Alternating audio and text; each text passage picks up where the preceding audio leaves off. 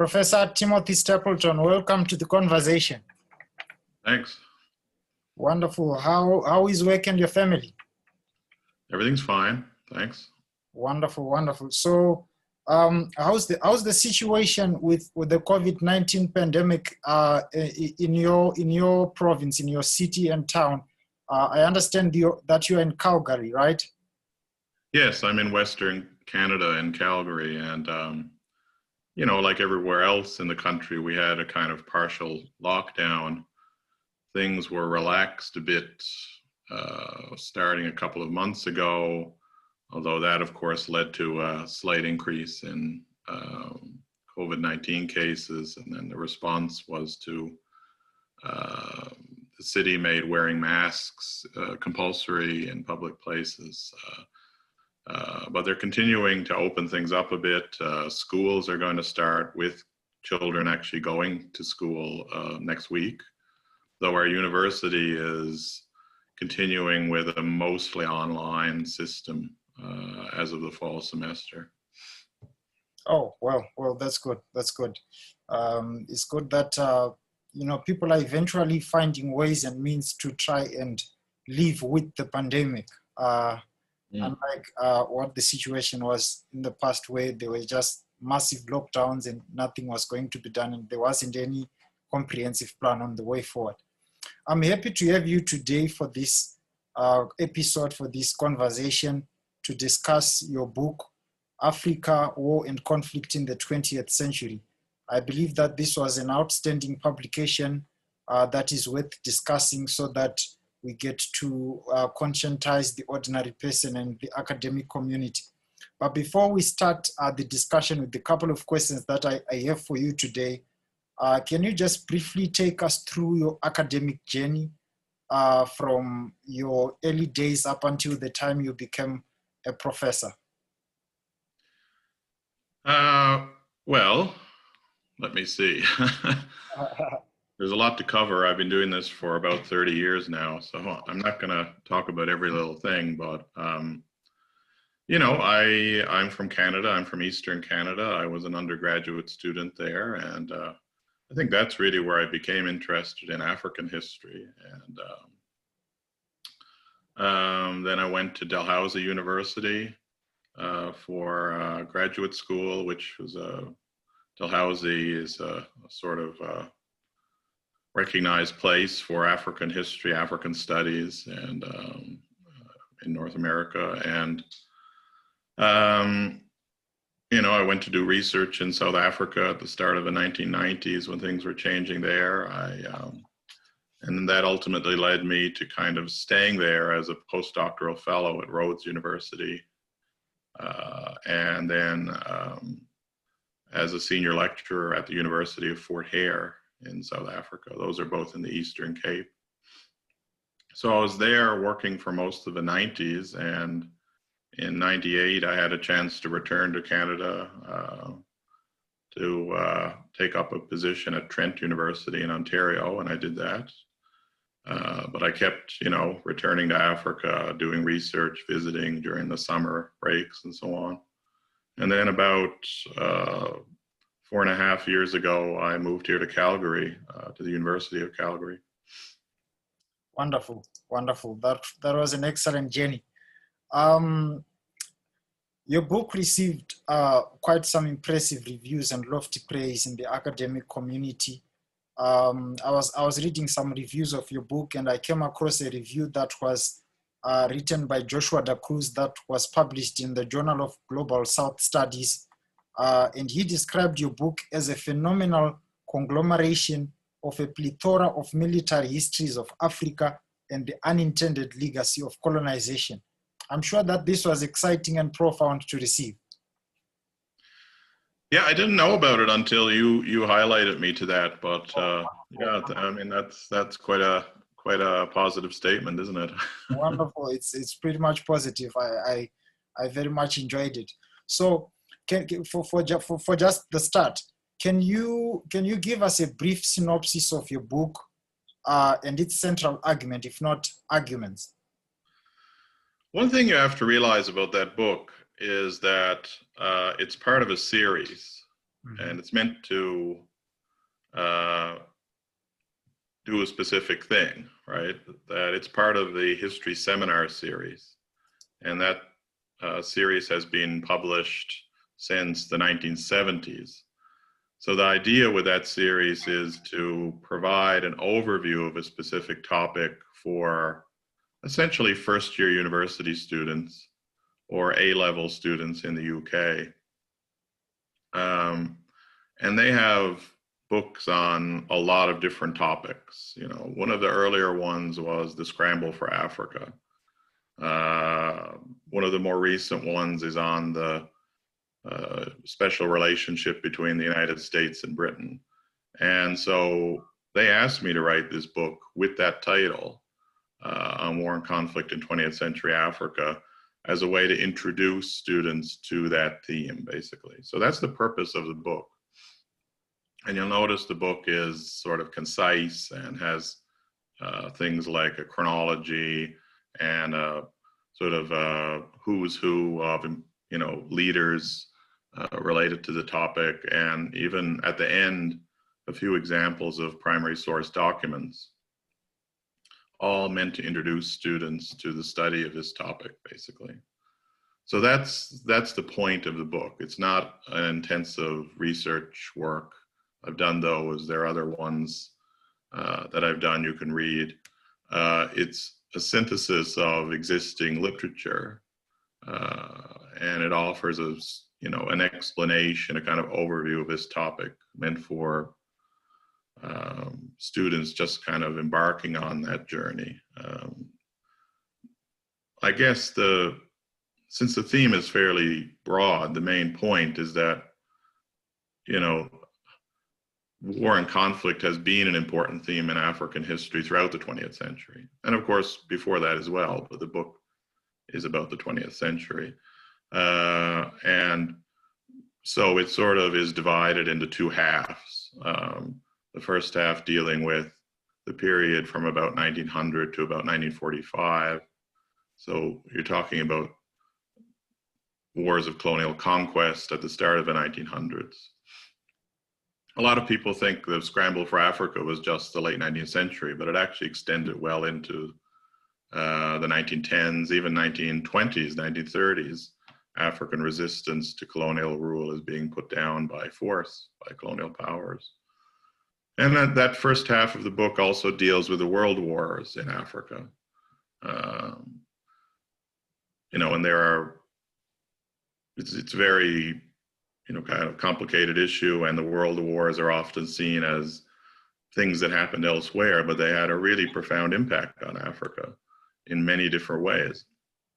The second half of the book is dealing with the period from 1945, 1950 onwards.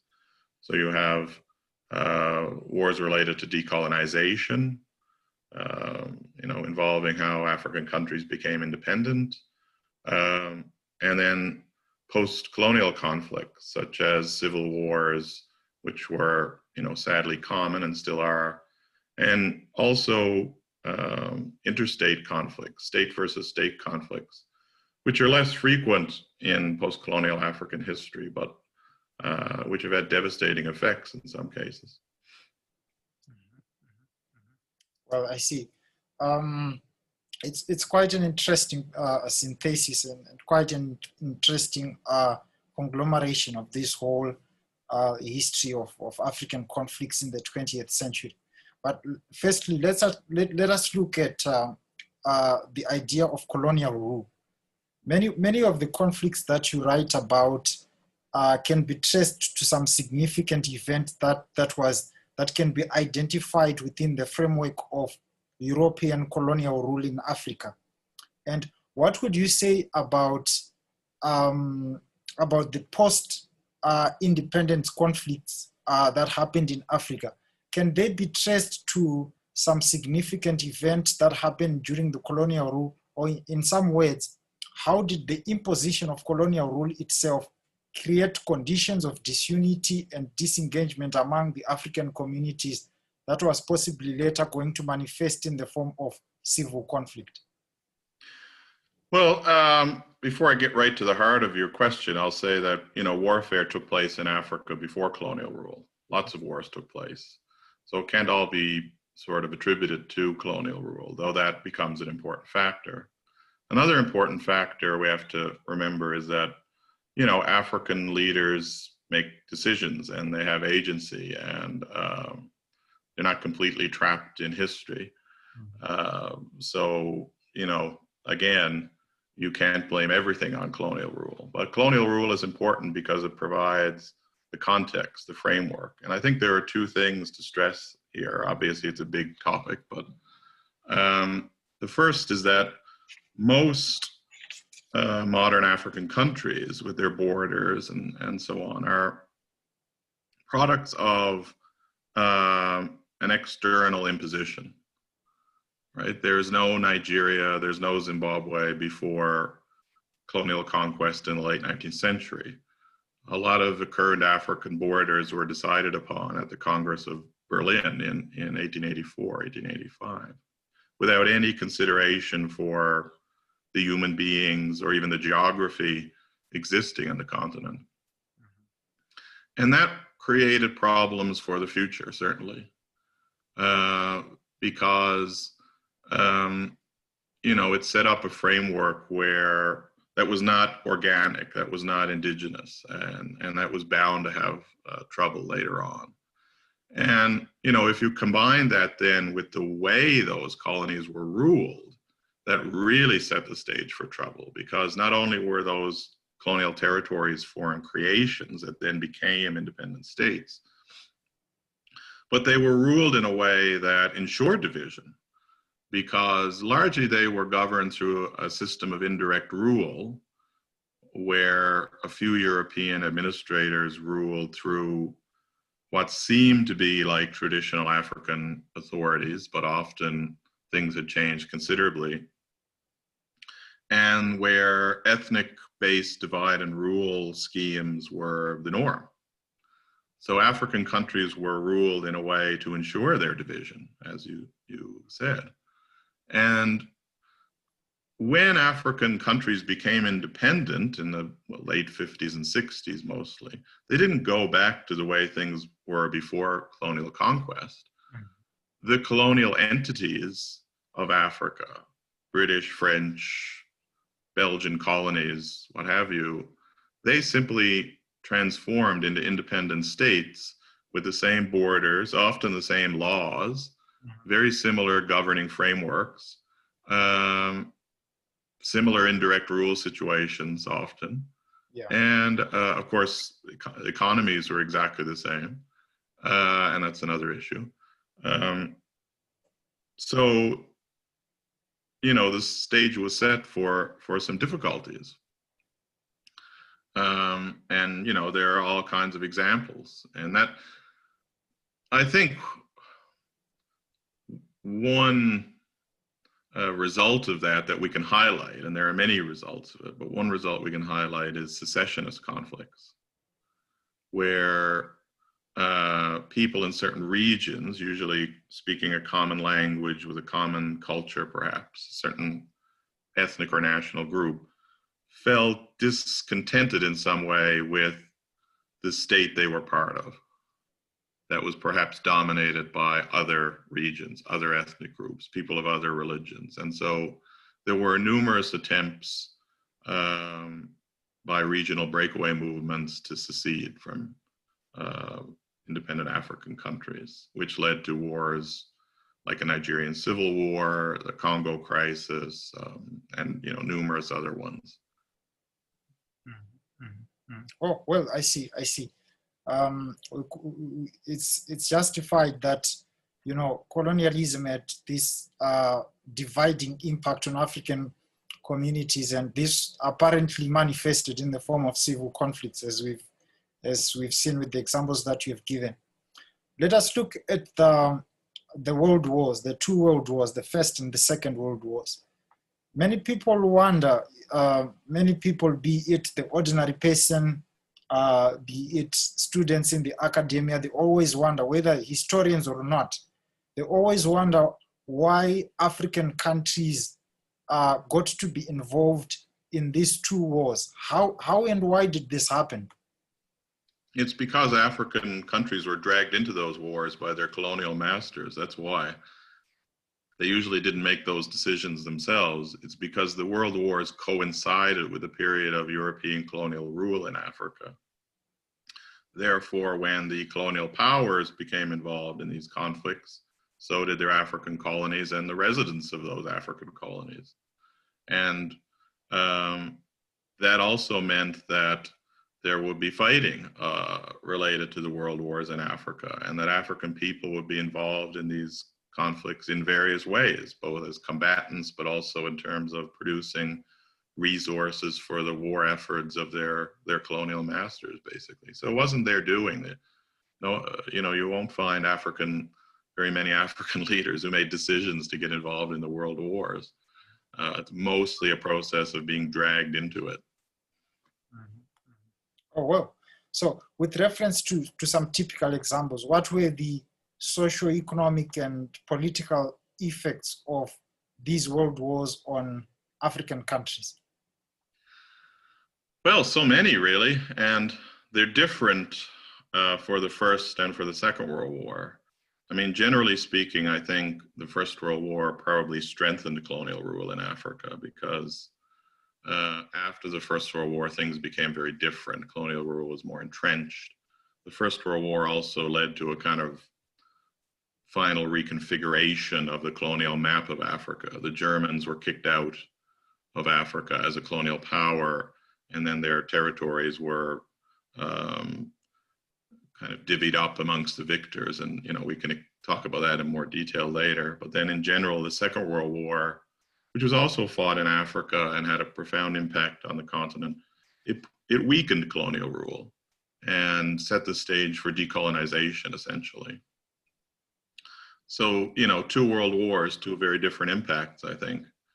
The First World War is quite interesting here because we still see the impact of the First World War in Africa today.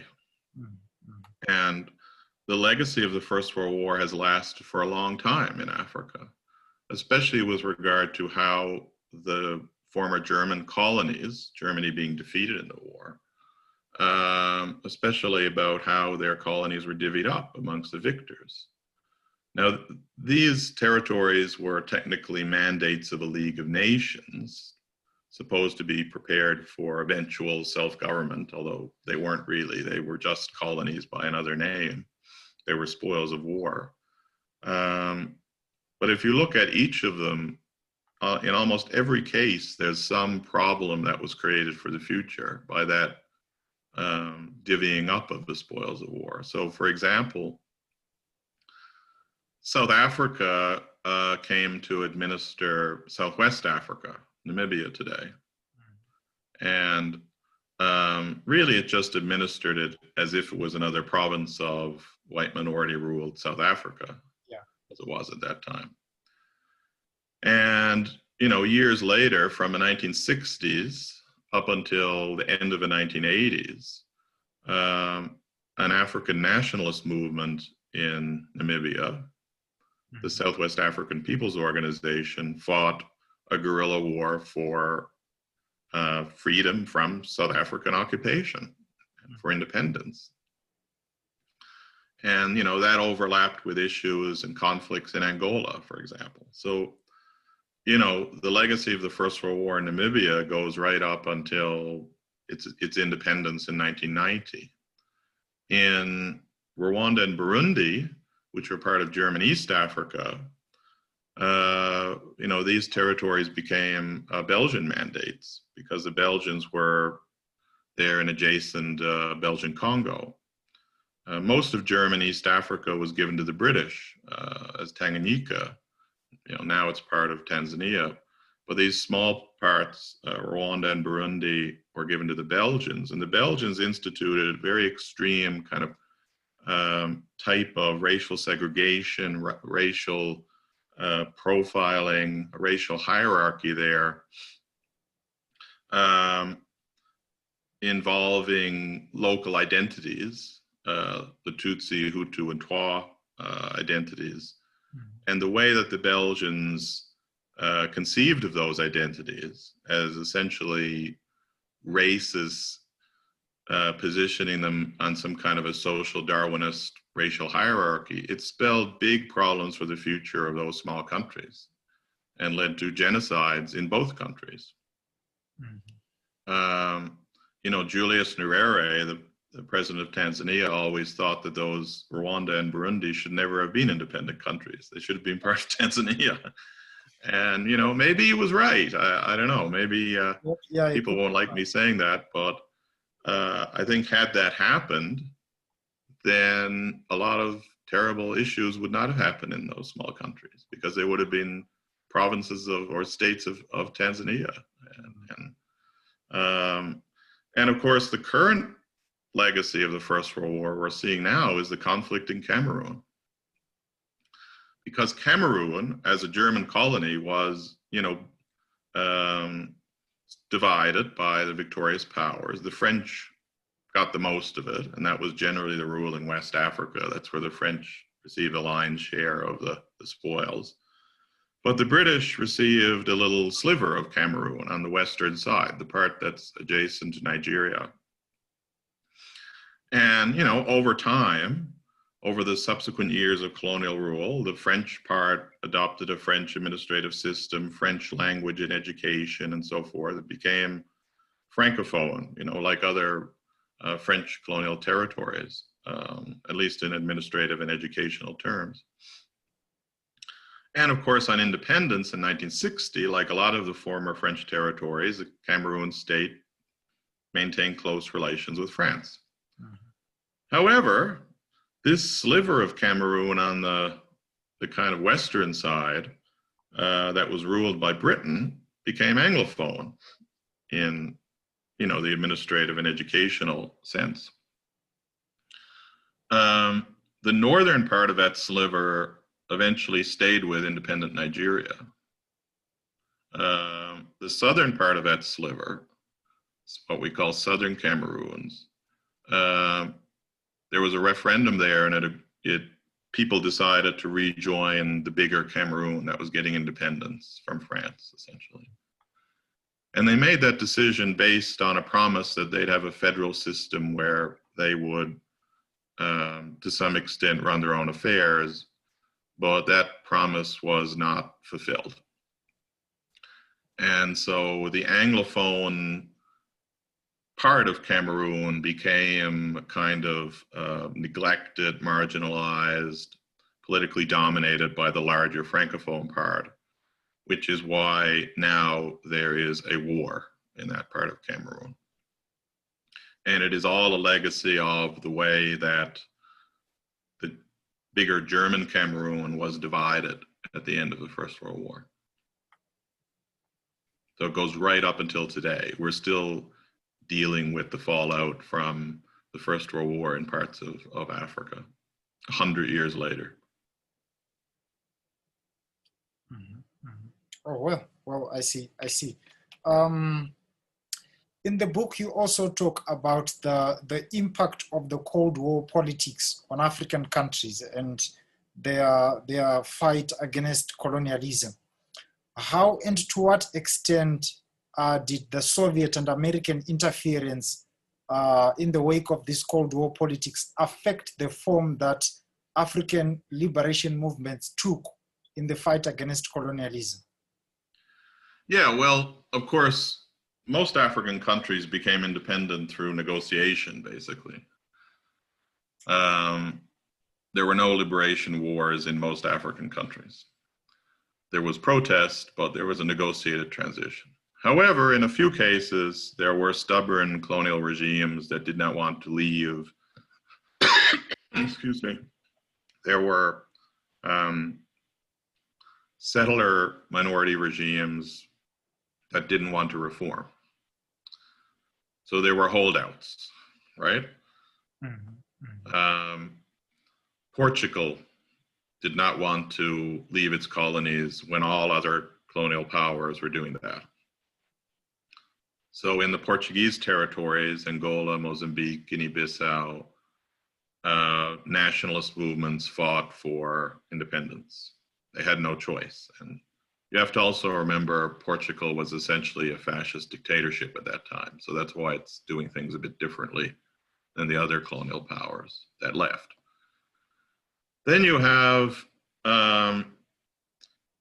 quasi-independent or effectively independent white settler minority states, like in southern Rhodesia, which became Zimbabwe, and which had internal self-government as of 1923, and South Africa, which was a self-governing, effectively independent dominion within the British Commonwealth. So it had the same status as Canada, Australia, New Zealand. It was independent at that time.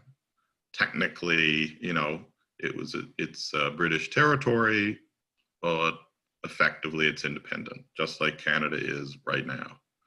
Mm-hmm. In those minority regimes, the ruling minority did not want to change. They did not want to grant civil rights to the African majority. So in those territories, you had movements that, after years and years of peaceful protest and passive resistance that really went nowhere and that just was met with increasing state violence, they had to turn to an armed liberation struggle. They didn't really have any other choice. And most of these struggles in the Portuguese territories, in Rhodesia, in South Africa, they took place basically 1960s, 1970s, 1980s, if you get into South Africa and South African occupied Namibia. So that corresponds with the period of the global Cold War, where the world is essentially divided between two superpowers and their allies, mm-hmm. and their clients. On the one hand, you have the United States and the Western capitalist world. And on the other hand, you have the Soviet Union, the Eastern socialist world, let's call it. All of the holdout colonial and settler regimes positioned themselves on the Western side of a Cold War. They portrayed themselves as anti-communist bastions. And even though they were internationally repudiated and they became the subject of international sanctions, especially from former colonies that were getting independence or had recently received independence, in a way, all those regimes did gain some kind of support from the Western side of a Cold War. Sometimes hesitant, sometimes secret, but it did happen. So where did that leave the liberation movements fighting against them? They were movements initially led by teachers and lawyers and even clergy. They were not military people to start with. Mm-hmm. They had no weapons, they had no expertise. They had to fight a war, but how and with what? So they needed help. Where did they go for the help? Well, it's a bipolar world. There's two sides. Yeah. And their enemies were on one side. Yeah. So they had to go to the other side. There was no other choice. Mm-hmm. So they had to go to the socialist bloc, Soviet Union and allies, sometimes China as well, and the Sino-Soviet conflict becomes part of that too. But so just to be able to fight for their freedom in different ways, the liberation movements had to go and seek help from the eastern part of a Cold War. And that also meant adopting, and they received weapons and training and all that kind of support to enable them to fight these wars. But along the way, they also adopted the rhetoric and the doctrine and the theories of revolutionary socialism. It kind of came with the whole package. Mm-hmm. It was a condition of receiving that kind of support, but it also kind of came with it anyway. And so when a lot of those liberation movements came into power, especially in the Portuguese territories, initially they impose a kind of revolutionary socialist regime.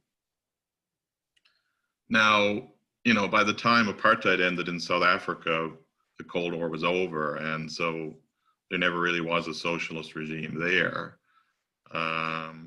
In Zimbabwe, it was a kind of, because of a negotiated settlement, a kind of mixed bag, I think. But generally speaking, the Cold War context shaped those liberation movements. And it not only shaped them because of the connections with the socialist powers of the time, but it shaped them because of the necessities of having to fight a war. So, you know, wars don't breed democratic, human rights loving organizations. Wars are terrible. Wars are vicious. Organizations that fight wars tend to be autocratic, violent, and, you know, they don't take any opposition, basically. Yeah. So when they come into power, they make terrible governments, right? Yeah, that's evident, and that's evident. You know that situation. Yeah. Because, you know, coming out of the war, they're not used to people questioning them. Mm-hmm. If you're questioning them, you're in the way. If you're questioning them, you're the enemy. Mm-hmm. And especially national liberation movements, which, you know, fought for very justified reasons. But during the course of that struggle, they all really came to see themselves as the embodiment of the nation itself. Mm-hmm. It's not just that they own the nation, they are the nation. Yeah. And so anybody who is against them is a foreign agent, is a traitor, a sellout, you know the rhetoric. Yeah. And to some extent that becomes an excuse for holding on to power. But to some extent, it's cultural and psychological that the war experience cultivated that way of thinking. So in every case, when liberation movements come to power, they usually become intolerant dictatorships of some kind. That's very true. That's very true. Well, and they become what they fought against. Yeah. Right? Yeah, that's very true. It makes me recall the arguments that are raised by this popular writer of post-colonial African theory, Francis Fanon, who argued that the post-independence experience was that of black skin and white mask, meaning to say that most of these post-independence governments had to just find themselves in the very same position, whereby they would oppress their fellow countrymen, probably with the feeling of entitlement that us as the liberators have the right to do whatever we want because we are the ones that brought democracy to this country. Exactly. Yeah. Well, let's look at the decolonization process itself. I've noticed that whereas some countries received independence much earlier, as early as 1957, with the first country to receive independence in Africa, Ghana receiving it in 1957, and many other countries coming in the 1960s, countries like Algeria, Zambia, Malawi, and so forth. But we have also other countries who received independence as late as 1980, like Zimbabwe, as late as 1994, like South Africa. What could have possibly been the reason for this, provided that the winds of decolonization change had already begun, but we still see some countries finding it difficult to attain independence, whereas other countries are finding it very easier through peaceful negotiations, whilst others have to go through protracted liberation wars? Well, it's related to what we were discussing before, that there were some regimes in Africa, colonial and settler regimes, that did not want it to change. Mm-hmm. So it's those areas where people had to resort to armed struggle to liberate themselves, where you have later decolonization, because it took time to fight those struggles, basically. Mm-hmm. So in the countries where there's a negotiated handover, and I'm not saying the negotiated handovers were perfect at all, but usually they received independence earlier. And in some cases, the transition took time. I mean, you mentioned Ghana. The transition in Ghana took, most of a decade. Ghana, there's protests there in 1948 that really, speeded up colonial reforms and decolonization. And Ghana became internally self-governing in 1951. 51, right? That's pretty early. Yeah. Kwame Nkrumah became the prime minister in 1951. Yeah. A lot of people think it's 57, but it's 51. 50, yeah, it's early as 51. Yeah. Yeah. And he was the head of government within that, British dispensation until independence in 1957. And they had elections and so on. So, they had time to prepare. And then there's a transition in 57 to independence, but there's still a lot of problems, ultimately. So, that one is very early for a lot of reasons. British policy towards West African territories tended to favor that kind of transition more than, say, East African territories, because the British saw that the West African territories, especially Ghana and Nigeria, had, large Western educated elite elements in their population. And, there were people there who the British felt were sort of qualified to take over the running of a colonial state and turn it into an independent country. But say in East Africa, the British didn't practice that policy, partly because there were white settlers in Kenya, partly because the educated African elite was smaller, and it was smaller partly because the white settlers had held them back. Oh, yeah. So, that led to problems there. The Mau Mau conflict in the 50s, that changed things. And then you get a more rapid decolonization in East Africa. Ultimately, there is a negotiated transition in British East Africa. It just comes a little bit later. It starts a little later. It happens faster. So whereas Ghana had, 6 years of internal self-government, the East African territories, they have months to prepare. It's a lot quicker, the transition, but it still happens in the early 60s, right? It just happens faster. But, to go back to your question, the reason why Zimbabwe gets independence in 1980, many years after Ghana or Kenya and so on, is because there was a war in Zimbabwe. And there was a minority regime that was hanging on to power. It didn't want to give up power. And there were liberation movements that wanted things to change. So it took about 15 years to fight that war. And, it's the same for others. Now, for South Africa, the minority regime there was much stronger, right? It's a bigger country, bigger economy, a stronger military. They were more able to hang on, right? So that's why it took longer there, basically. And you also have to realize that South Africa really didn't get independence in 1994. That's another issue, right? That South Africa went through a process where it gained independence from Britain gradually, like Canada did, right? So the Union of South Africa is created in 1910. It's a white minority-ruled racist country, but it becomes essentially a self-ruling entity within a self-ruling state within the British Commonwealth. And then from 1931, with the Statute of Westminster, all the dominions are effectively independent because Britain can no longer veto legislation in the dominions like Canada or like South Africa. So if you can pass your own laws and no one can change them, you're really independent.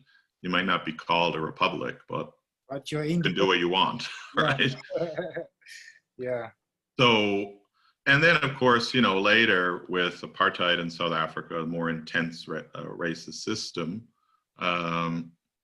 more distancing from Britain. There's a republic declared in the 1960s. So nothing like that happens in 1994, right? I was in South Africa when it changed in 1994. There's no political independence. The status of a country did not change internationally. What changed was the constitution of a country. Mm-hmm. And what changed was the advent of democracy and, universal adult suffrage, basically. It didn't really become independent. The struggle in South Africa was not about independence. It was about civil rights and democracy and representation, that kind of thing. Effectively, it's the same, though, because the minority that was in charge did not want to give up their power, and it took a long time for a transition to happen. And even though violence was involved in the transition, ultimately it was a negotiated transition, because I think both sides realized that if things kept going the way they were, the country would be destroyed. It would just fall into complete chaos. And I think both sides realized they're going nowhere, and they had to negotiate, basically. It was the end of a Cold War, and essentially both sides lost their Cold War backing, right? Mm-hmm. That the liberation movements, the ANC, suddenly lost its Eastern Bloc support, like every other ally or recipient of Soviet support. It's gone after 89, 90 or so. And without the threat of communism, apartheid South Africa had nothing to offer its allies, right? Mm-hmm. It always put forth itself as anti-communist, and that's why it appealed to the United States and Britain. But it didn't have that anymore after 1990. So, and of course, a lot of economic problems because of sanctions. So both sides had to just sit down and work it out.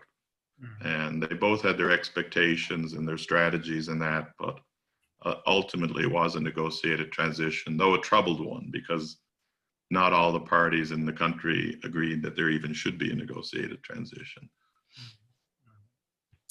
Well, looking at the post-independence conflicts themselves, you also write about the Second Congo Civil War of the 90s, of the late 90s. 98 to 2002. To 2002, yeah. And it's actually regarded to be the one of the most bloodiest conflicts since 1945. And what can we say about this conflict, considering the whole the political environment of post-colonialism in Africa? What particular lessons can we draw from this conflict to help alleviate this problem of political instability in post-independent Africa? The thing with that conflict, the Second Congo War, which is, kind of popularly called Africa's World War, is that it wasn't just a civil war. It was a civil war, but the World War part of it comes in because many other African countries became involved, including Zimbabwe, right? Yeah. So you had, Rwanda, Uganda, and briefly Burundi invading the Democratic Republic of Congo. And then you had some SADC countries coming to the aid of Laurent Kabila, the still fairly new president of the Congo. Yeah. And that, the SADC countries were Zimbabwe, Angola, and Namibia. And then there are other countries that get involved as well. And, there are quite a few. Chad and even Sudan and Libya, are involved in different ways. And, well, what are the lessons? Well, one lesson, I think, is that large ungoverned spaces can be a problem, because Eastern Congo was that, right? There was no real state control. There still isn't in a lot of it. So it was a place that was attractive to various exiled rebel groups to seek some kind of sanctuary, to use as a staging area to pursue their struggles back in their home countries. So extremist Hutu movements from Rwanda, the Lord's Resistance Army and other groups from Uganda,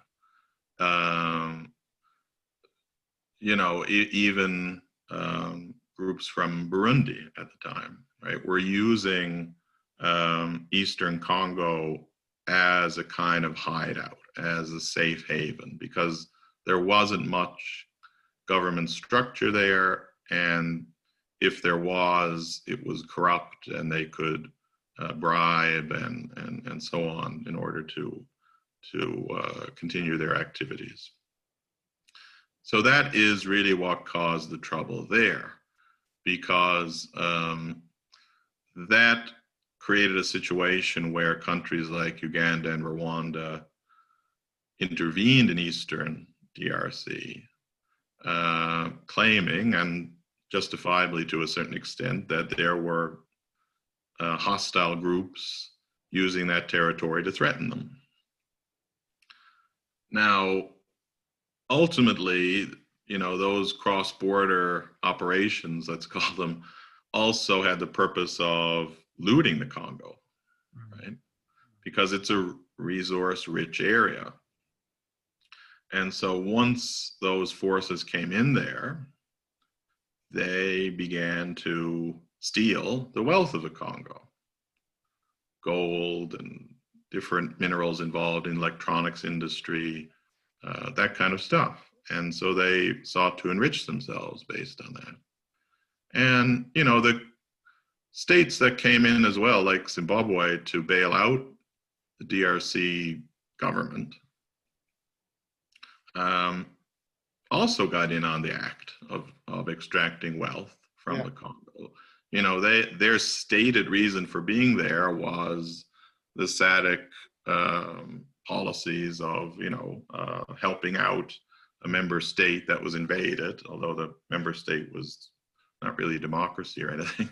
But, they had their public reasons, their security reasons for going there, because to them, DRC had been invaded by foreign powers, Rwanda and Uganda, and they were going to defend it. But just like the initial invaders, the SADC countries that were involved there also started to extract wealth from the Congo. I don't know, you might be too young to remember, but in the 90s, in the late 90s, when that intervention was going on, there was a lot of talk in Zimbabwe of, wealth from the Congo would bail out the Zimbabwean economic troubles, right? Of course, I was very young. I was only like 5 years old when the war started. But, with growing up and then going to school, studying about these things, we came to read about how it all happened and the things that were said at that particular time. It's very true. Yeah, so there was this idea out there, and I think it was, more propaganda than anything else, that, investments in the Congo, business opportunities for Zimbabwe coming from the military intervention would somehow help Zimbabwe overcome what was turning out to be an economic calamity of that time. And none of that happened. Right? And certain people did benefit from, certain Zimbabweans benefited from the Zimbabwean military being in the Congo, but they were individuals. They were people who were in the army, high up in the army, or high up in the government, which is basically the same thing. And they put diamonds in their pockets and they went home.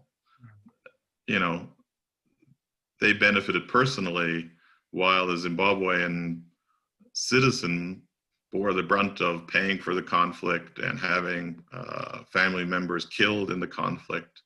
The conflict ultimately worsened the Zimbabwean economic situation because Zimbabwe couldn't afford to maintain a military expeditionary force in the Congo. And Zimbabwe's expeditionary force there depended on very expensive aircraft and, maintaining them, fueling them, this kind of thing. So even the type of military intervention, was an expensive one, was hard to maintain. Mm-hmm. So, that's all a long and roundabout way of saying these ungoverned spaces, fragile states are troublesome. And I'm not saying there should be dictatorships and, overly strong states either, but places that are like the Wild West are not good for peace and security. And the Congo is an example of that. At the same time, I think the countries that became involved in the Congo learned their own lessons. That such interventions are politically and diplomatically embarrassing and way too expensive. All of the countries involved in the Congo War wanted to get out after about a year, maybe even less. But once you get embroiled in a war, as we all know, it becomes difficult to disentangle yourself from it.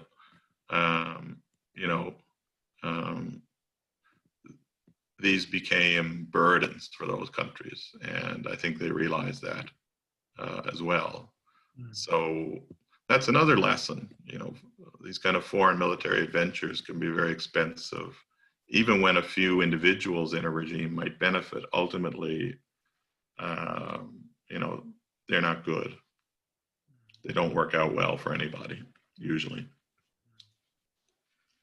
Oh, sure. Thank you very much for your responses, Professor Timothy Stapleton. Thank you very much for your time. Thank you very much for your participation in this interview.